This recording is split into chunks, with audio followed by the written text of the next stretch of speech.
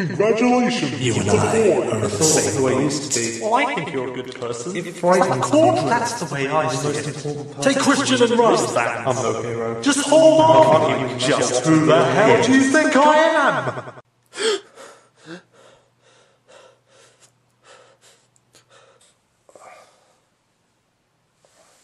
Hey, are you alright, Kay? Yeah.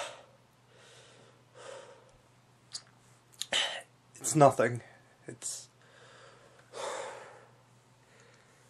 was only a nightmare. You want to talk about it? No. I'm alright. Just go back to sleep. Well, alright if you're sure.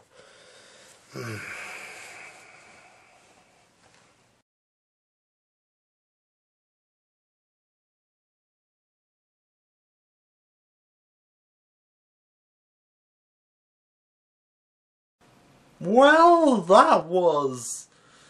Well,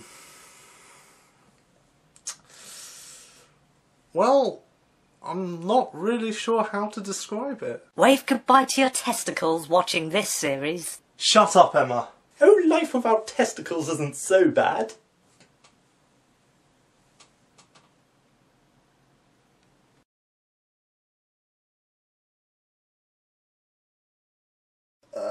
Anyway...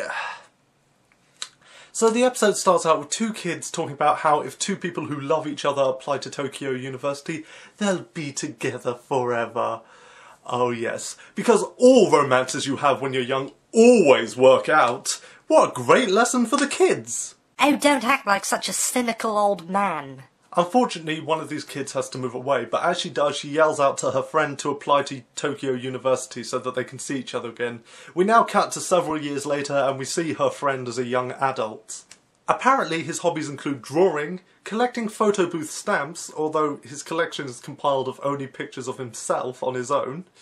And apparently he's failed his past two attempts to apply to Tokyo University. And on top of all that, he likes to drift off into fantasies where he's highly intelligent and everybody absolutely loves him. Ha! You're a pathetic loser! Look who's talking. So apparently he's trying once again to apply to Tokyo University to meet with this friend of his, whose name he can't even remember apparently. Some friend you are. Oh, and by the way, it's been years since you've seen this girl. Don't you think she would have... Oh, gee, I don't know, moved on? Don't you think she'll be seeing other guys now? I mean, most people wouldn't actually stick to... Oh wait, this is anime. Anyway, his parents are pressuring him to get a job in the meantime while he attends prep school. Out of the blue, he suddenly gets a call from his grandmother asking him to come down to these flats that she runs. We cut to his grandmother who's talking to three girls and a... What the heck is that? What is that? What is that thing? I don't even... Just what the heck are you? Are you a girl or... What the heck? Well, anyway, she's telling these girls and that... thing... that she's retiring as their landlady, and this really shocks them because it may mean that they have to move out of these flats. Without even telling them if she's arranged for a replacement or not, she ups and leaves. One of the girls starts panicking about this. One of them is acting as if she's stoned. One of them just walks out and that thing just falls asleep. Well, they're a strange group of people. But considering the company you keep, I don't really think you have a right to complain. Anyway, this little dweeb of a main character makes his way down to where his grandmother lives. On his way there, he sees a young girl sitting down looking sad. And being a complete creep, he decides to sit down and sketch her with a happy look on his face, and then goes into a fantasy about her seeing this drawing and falling for him. It's at this point that a bunch of old people gather around him and start playing keep away with his sketchbook. No, I'm serious.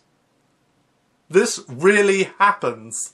After a while they drop the sketchbook and it slides over to this girl. In embarrassment, this dweeb runs away. While running away, he realises, oh no, I forgot my sketchbook. It's not as if a book full of blank sheets of paper is easy to find or anything. Well, after running away for a while, he finally ends up at his grandmother's flats. He takes a look around for a bit and realises she's had an outdoor bath put in.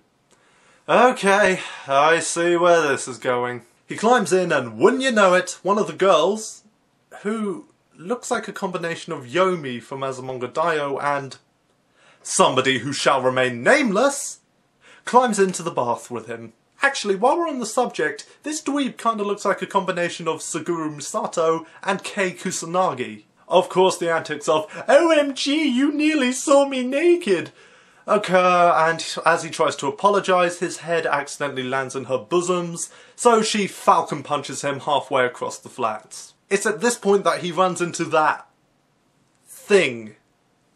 The girl tells it that he's a pervert and the two of them chase after him. While they're chasing him down trying to kill him, the girl who was high as a kite places a load of toy tanks in front of the entrance, which explode. Alright, I'm actually convinced this girl is on drugs. We'll see later on that she clearly has the munchies as well. She's on drugs. Well, after some chasing, they explain to him that these flats have now been turned into a girl's dormitory, but thankfully he runs into his aunt who explains to them who he is. Unfortunately, she makes the mistake of assuming he's already in university, which really impresses the girls and that thing. So they decide to let him stay and be the new manager of their dormitory. Oh, this should be fun.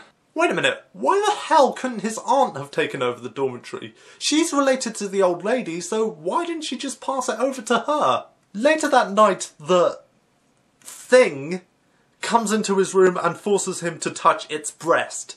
It says it's gonna exchange him that chance for a month's free stay at this dormitory. But then it goes and says to the others that he tried to take advantage of it. Hold on, what? What?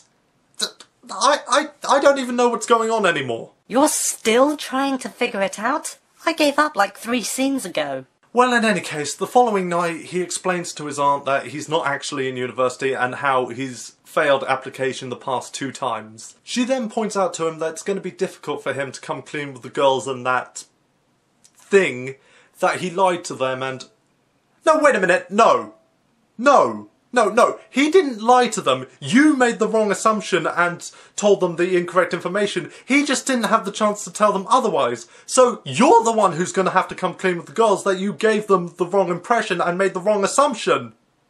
Well, in any case, the main girl overhears this conversation. Later that night she goes to confront him, revealing herself to be a girl from his prep school who's also trying to apply to Tokyo University.